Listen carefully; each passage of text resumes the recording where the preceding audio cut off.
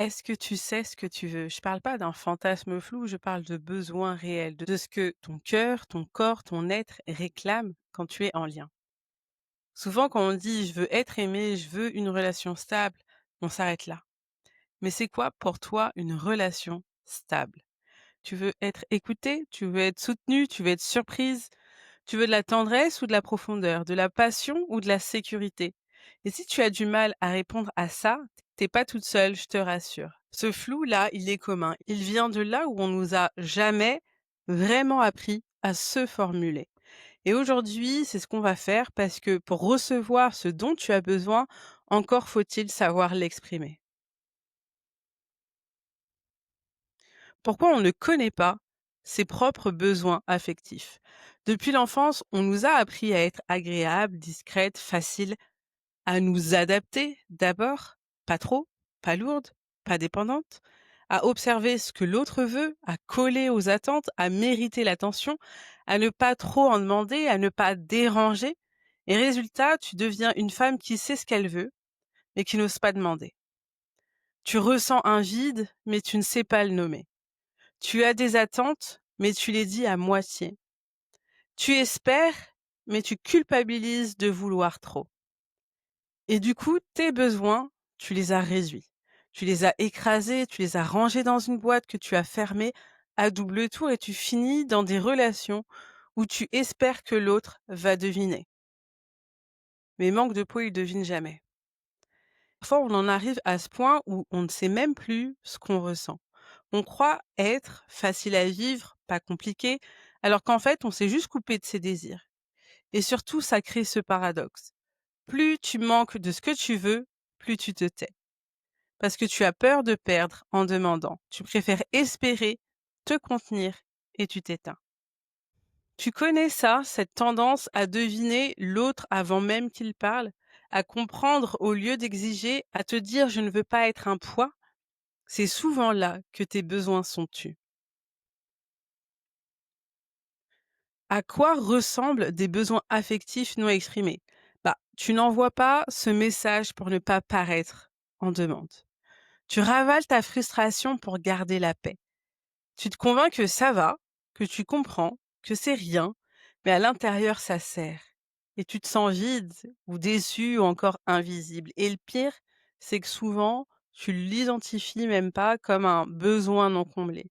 Tu peux même finir par croire que tu es trop intense, trop émotive, trop sensible, alors qu'en réalité, c'est juste une femme qui n'a jamais appris à reconnaître ce qu'elle mérite. Alors aujourd'hui, je te propose d'y aller pas à pas. On va d'abord nommer les types de besoins affectifs. Et dis-moi en commentaire si tu les connaissais. Le premier besoin, c'est le besoin de réassurance. Savoir qu'on t'aime, qu'on tient à toi, qu'on te choisit. Par exemple, j'ai besoin qu'on me dise qu'on pense à moi. J'ai besoin de sentir que je compte. Deuxième besoin affectif, c'est le besoin de proximité. Un contact régulier, un geste, une attention. J'ai besoin d'un message dans la journée. J'ai besoin qu'on me serre dans les bras quand je vais mal. Le troisième besoin, c'est le besoin de liberté dans le lien. Besoin d'espace pour être soi, pas étouffé. Par exemple, j'ai besoin de garder mes projets et mes moments à moi. Quatrième besoin, c'est le besoin de sécurité émotionnelle. Savoir que tu peux parler sans être jugé ou encore rejeté. Un exemple, j'ai besoin qu'on accueille mes émotions, même les incohérences. Cinquième besoin, le besoin de reconnaissance. Être valorisé, validé, regardé. Par exemple, j'ai besoin qu'on reconnaisse mes efforts.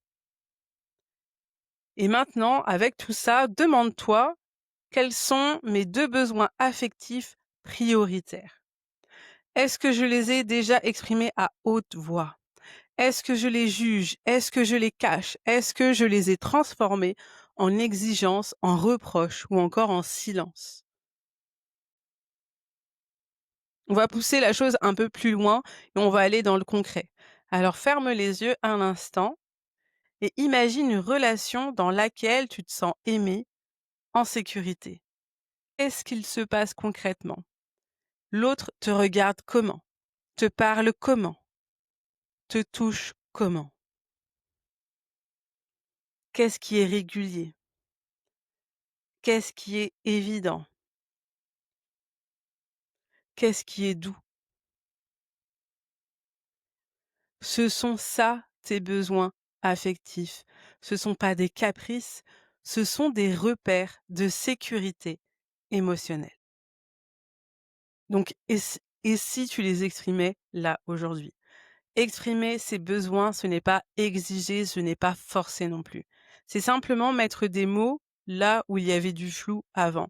Et c'est là que beaucoup hésitent parce que et si il ou elle ne veut pas répondre à mes besoins? Et si je perds l'autre en étant honnête? Oui, ça peut arriver, mais il vaut mieux perdre quelqu'un en l'étant toi que de perdre toi-même pour être aimé d'une version de toi qui n'existe pas. Alors respire et pose-toi cette question. Quel est le besoin que j'ai le plus souvent tu et que je pourrais enfin affirmer? Je voudrais mettre un point de vigilance sur le fait de demander. C'est différent de dépendre. Exprimer un besoin, ce n'est pas réclamer. Ce n'est pas mettre la pression. Ce n'est pas être en manque. C'est être clair, c'est se respecter. Quand tu n'exprimes pas, bah, tu fais quoi? Tu espères, tu ajustes, tu t'éteins et un jour tu exploses. Exprimer, c'est éviter la rancœur. C'est créer une relation où l'autre peut te rencontrer et pas juste deviner. Et c'est aussi une preuve de maturité émotionnelle. Tu ne dépends pas de l'autre. Tu formules ce que tu vis. Et tu observes s'il veut ou il peut y répondre. Et si on te dit non, il faut bien savoir que exprimer un besoin, c'est prendre un risque. Celui que l'autre ne puisse pas le combler. Et là, il y a deux réponses possibles. Première réponse, ce besoin, il est fondamental. Alors tu prends une décision pour toi.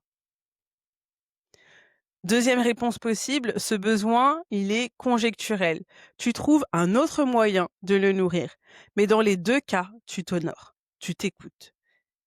Et tu ne fais plus porter à l'autre la charge de te réparer toi. Alors aujourd'hui, je t'invite à faire ce pas. Identifier deux besoins affectifs prioritaires. Les écrire noir sur blanc. Et si tu veux, viens les partager dans le groupe ou sous la vidéo. Et si tu sens que c'est difficile pour toi d'assumer, de clarifier, de poser des mots, sache que c'est aussi là que je peux t'accompagner. Tu n'es pas trop, tu es juste une femme qui a appris à se taire pour ne pas gêner. Mais ici, tu peux en parler et te choisir. Si cette vidéo t'a parlé, n'hésite pas à poser un like, à mettre tous les commentaires, à me poser toutes tes questions si tu en as, et surtout à la partager si tu penses qu'une personne en a besoin. Si tu as envie de rejoindre le programme Revenir à soi, il n'est pas trop tard. Je te mets toutes les informations dans la description. Merci d'avoir été là, merci d'avoir écouté et je te dis à demain.